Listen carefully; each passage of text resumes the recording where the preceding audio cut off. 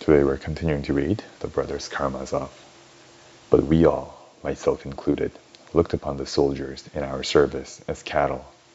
I was perhaps worse than the rest in that respect, for I was so much more impressionable than my companions. By the time we left the school as officers, we were ready to lay down our lives for the honor of the regiment, but no one of us had any knowledge of the real meaning of honor, and if anyone had known it, he would have been the first to ridicule it.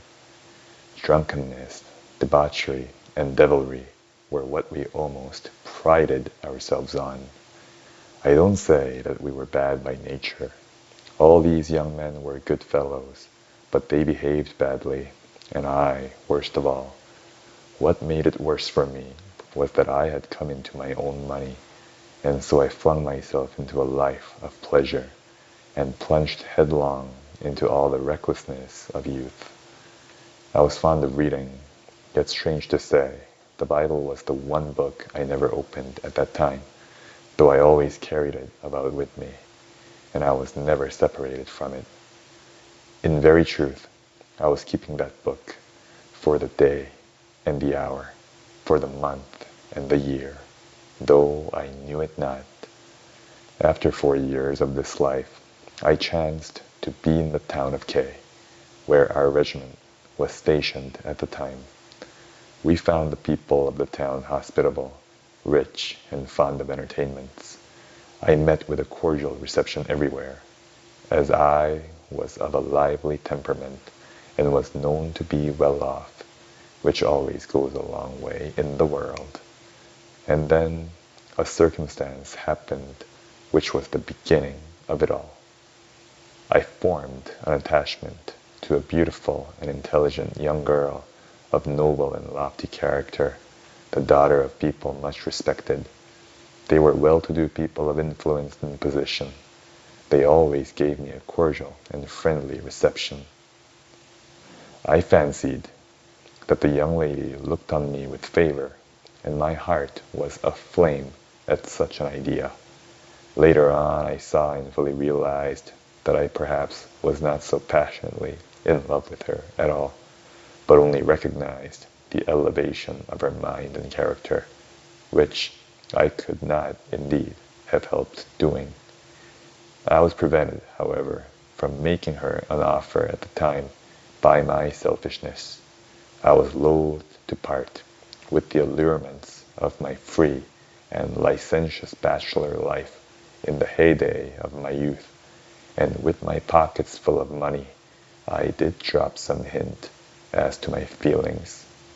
However, though I put off taking a decisive step for a time, then all of a sudden we were ordered off for 2 months to another district. On my return 2 months later, I found the young lady already married to a rich neighboring landowner, a very amiable man, still young, though older than I was, connected with the best Petersburg society, which I was not, and of excellent education, which I also was not. I was so overwhelmed at this unexpected circumstance that my mind was positively clouded. The worst of it all was that, as I learned then, the young landowner had been a long while betrothed to her, and I had met him indeed many times in her house, but blinded by my conceit, I had noticed nothing. And this particularly mortified me. Almost everybody had known all about it, while I knew nothing. I was filled with sudden, irrepressible fury.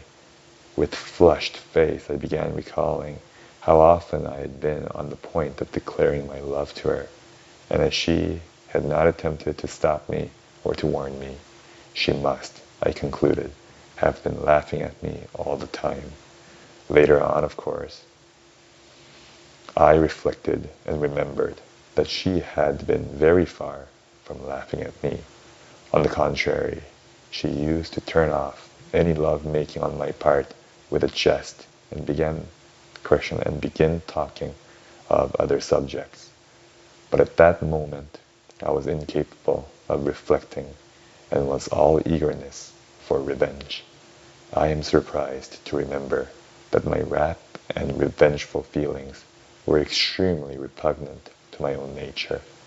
For being of an easy temper, I found it difficult to be angry with anyone for long, and so I had to work myself up artificially and became at last revolting and absurd. And that's the end of the reading for today. Have a good day.